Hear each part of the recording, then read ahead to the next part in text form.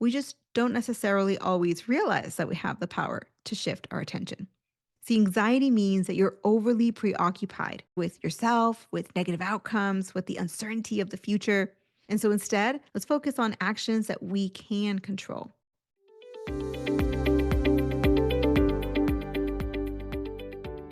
Okay, so you're a rock star at work, and now you've prepared to showcase all that value in your interview. So then, why is it that everything seems to unravel when you get into the room? Listen, I know from firsthand experience what this is like. I completely destroyed my first professional interview, and that one moment of all things is what led to me making career my career. And at the same time, I do come from a counseling background, so I totally understand how our mind can sometimes take over and do the complete opposite of what we tell it to do.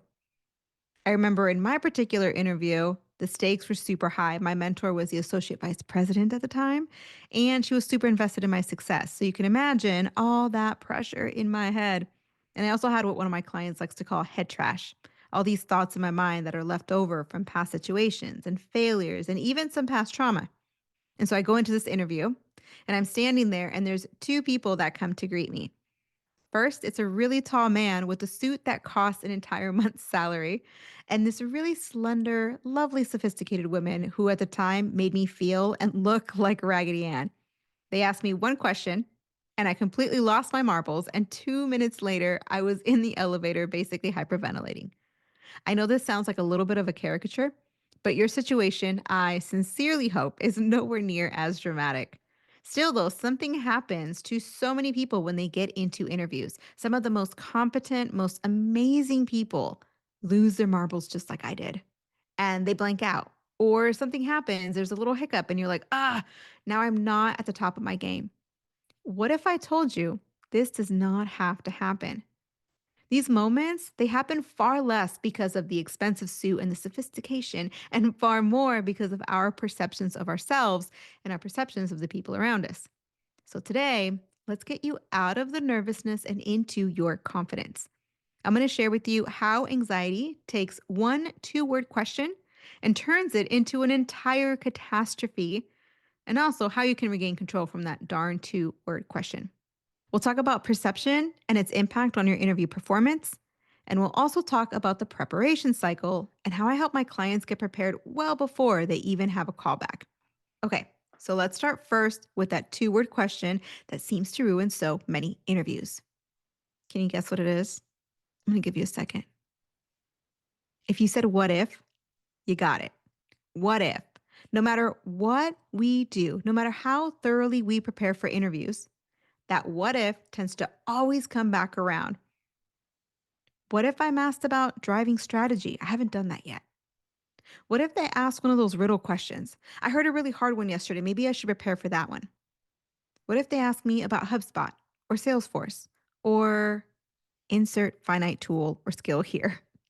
Anxiety, whether it's interview anxiety or social anxiety or just general anxiety about the future, it means that you're trying to predict an outcome. And then you can focus on that one outcome, that future, maybe, probably will never happen outcome, so much that the actions you take actually lead you to that bad outcome that would have been far less likely if your mind was not bent on making this prediction happen. Let's say, for example, that last year you were in a car accident, and the trauma of that experience makes you extra vigilant to now avoid a similar accident in the future. Your mind is now primed to look for this exact situation in your daily life. You might find yourself saying things like, "Oh my gosh, we almost got hit." Maybe your foot's on the pedal. Maybe your hand is on the bar at the top of the door. All the while, your fellow passengers might not have even seen it at all. Notice how your worry saw something that may not have been there entirely, while at the same time, your foot and your hand took action. The same thing happens in other situations like an interview. So if you're anxious that you're going to blank out at the interview, you're essentially telling your brain to watch out for any possible signs of you blanking out. And I have a feeling you can kind of see where this is going. You're now telling your brain to be extra vigilant and extra sensitive to those triggers. So let's change that. Don't give those moments any more attention than they already have. So instead, here's what you do. You change what you focus on. You shift your attention, and you have the power to do that. We just don't necessarily always realize that we have the power to shift our attention. See, anxiety means that you're overly preoccupied. You're overly preoccupied with yourself, with negative outcomes, with the uncertainty of the future. And so instead, let's focus on others.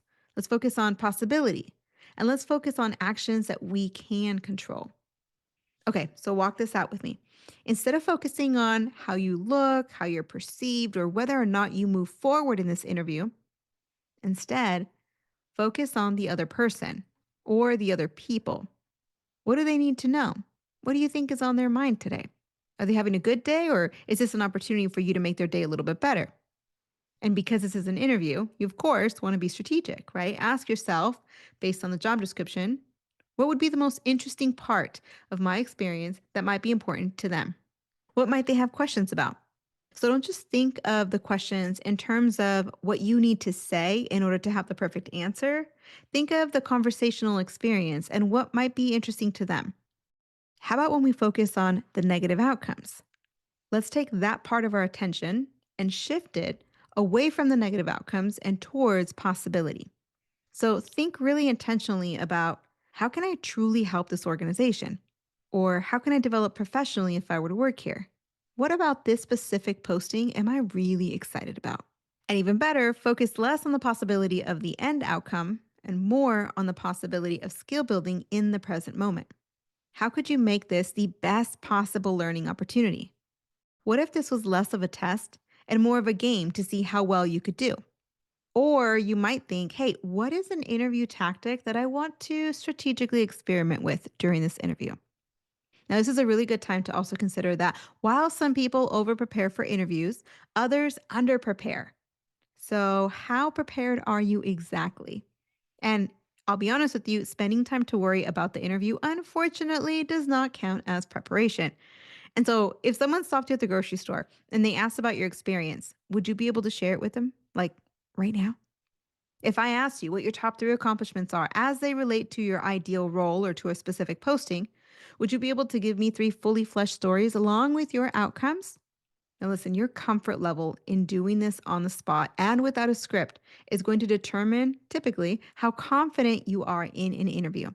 And there's a difference between practicing until you're familiar with the content and practicing until the content becomes second nature, until you've absorbed it, until it's just natural conversation. Now, really quickly, remember we're talking about confidence here, which is very different from strategy. This whole episode is really focused on mindset, but remember that you can be confident and absolutely cool as a cucumber. But if you don't have the right strategy and message behind your approach, then you might still be answering the questions incorrectly. So today we're talking about mindset. In the future, we're going to talk more about strategy and content. It's a whole other topic, but I just don't want us to assume that confidence is truly all we need. We need both confidence and competence. Okay, so let's wrap up this section with the very last thing those pesky nerves make us focus on: uncertainty, right? Instead of focusing on uncertainty, which brings us anxiety, let's focus on action, on things within our control. Now, very specific questions can help you move from worry into action. A couple of questions you can ask yourself are, what can I do right now in this moment to further prepare? What are some gaps that I have when it comes to this position? And how can I research to show my investment in learning within these areas? Now, keep in mind, you can think about the gaps and that'll make you nervous. But if you think about what action can I take, what's within my control, that's going to help reduce the nervousness. So, part of it is having a well balanced idea of what your strengths are and what your gaps are. And then the other part is actually doing something about those pieces that are bringing you worry. There's more in your control than you think. And I say that because I know there's more in my control than what I often think. You can also ask yourself, in the time that I have, what is realistic preparation that will be the best use of my time? So, what is realistic? And also, what's the best use of my time? Because sometimes, I don't know about you, but if there's something that might provoke a little bit of anxiety coming up, I might unrealistically create this entire list of what would make me feel confident. And then I realize the event is the next day. So, what is both realistic and the best use of your time? Okay, so at this point, we have broken down that interview anxiety we talked about, and we've also talked about ways to overcome it. Now, the second thing I want to talk to you about is perception, how we perceive ourselves and also how we perceive others. Both of these influence how we interact with the people around us and, yep, how we perform at interviews. Now, I know you know the saying that you are your own worst critic. And it's true because we perceive ourselves with harsh criticism and we perceive others with so much more grace and sometimes even idealize them and put them on a pedestal. I can see their Instagrammable vacation and then put down my phone and instantly see my messy house. And so when you get to the interview, you feel like an ant in a room full of elephants. How in the world can we ever feel confident going into an interview with that kind of perspective? At this point, you just are way too far to connect, and there's no way that you'll ever feel adequate from this perspective. It doesn't really matter how well you're prepared or how much you pump yourself up outside of the interview room. If you have a critical perception of yourself and an elevated perception of the other person, then as soon as you step into that room, again, it's the elephant and the ant. I'm not sure if this is you, but if it is, then your very first step, my friend, is to take them off that pedestal. Now, I don't mean this in a mean spirited, kind of take them down a notch type of way, because remember, it was you and I who put them there. I mean this more like let's see them as they truly are. They're mere mortals with family issues and strengths and weaknesses just like us. And at the same time, while we're removing them from their pedestal, we also want to switch that critical perspective of ourselves to a more balanced view. This means that you acknowledge your value, you articulate your value, and then you internalize and truly own your value. And that actually brings me to the third part of what I wanted to share with you. With every single one of my clients, interview confidence begins with brand development. This means that as we're developing our brand, the very first stop on our journey, we're already working on interview confidence. You're probably wondering, okay, Patricia, what? How do you work on your interview while you're working on your brand development? It's because, as you might remember, and I mentioned it just a second ago, the first step in interview confidence is to acknowledge your value. And so during brand development, we dig deep to think about your impact and your metrics and your accomplishments and how you helped your organizations thrive. A recent client just wrapped up a first session by saying, I think it was, I've never been asked these questions before. It's helping me to think about my work in a whole new way. And so remember that the first step is to acknowledge your value. So dig deep and think about how you shaped and how you moved your organization forward. Okay, so acknowledge. The second step is to articulate your value. This means that we can dig deep and be like, wow, I really made a big impact. But you then need to find the right words and the right metrics to verbalize and explain your experience in their terms and in ways that they can easily remember and reshare once you're out of the room. You want your experience to be able to be shared in terms that are going to make sense to them. And this is especially important if you're changing industries or if the terminology varies by company. Okay, so acknowledge and articulate. What comes after articulate? Now it's time to internalize. This is where you learn to believe. I know you probably never thought you would have to work to believe something, but you absolutely do. You have to spend time not only thinking about the value that you bring, but also sharing your value with friends and with family and even with low risk networking contacts. Your goal is to feel really comfortable sharing that value that you bring. What you're doing here is you're building muscle memory and you're getting used to sharing your story out loud. Super important. Now, here's the last step: you acknowledge, you articulate, you internalize, and you own it. You have to own it, not just in your head, not just with your friends, but you have to own it where it counts in the interview room. So the goal is that you transfer that comfort level that you have built by sharing your information with your friends and family. You transfer that to interviews where the situation now is going to be higher risk.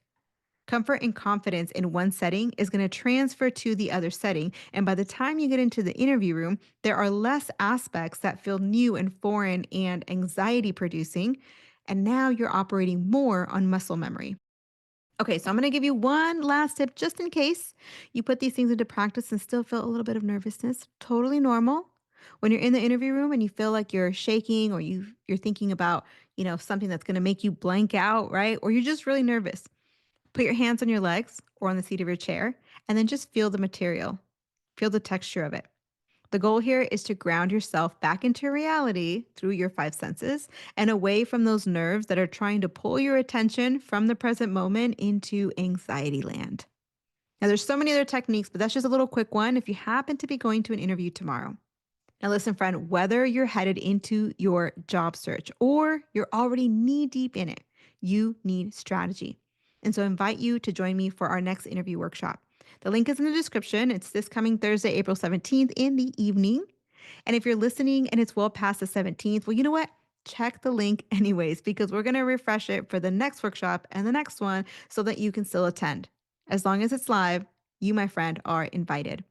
Now, if you want more interview help specifically through this podcast, then stick around because we are just getting started. Click that subscribe button or the follow button because my next solo episode is helping you with your Tell Me About Yourself response. Next week, Juliana and I are helping you navigate high pressure environments, but the week after that, you and I, we're continuing this interview conversation. So until then, know that we're praying for you, we're cheering you on, and we'll see you on the next one. Hey, thanks for listening. I really appreciate you spending time with me today. If you found this episode helpful, please tap the 5-star review on the show's homepage in your podcast app. It would absolutely make my day, and it helps others discover the Uncommon Career Podcast. Now, to download your free career resources and learn how I help seasoned professionals land amazing offers in as little as 90 days, click on the link in the description or go to theuncommoncareer.com. Thanks again, and I'll see you on the next one.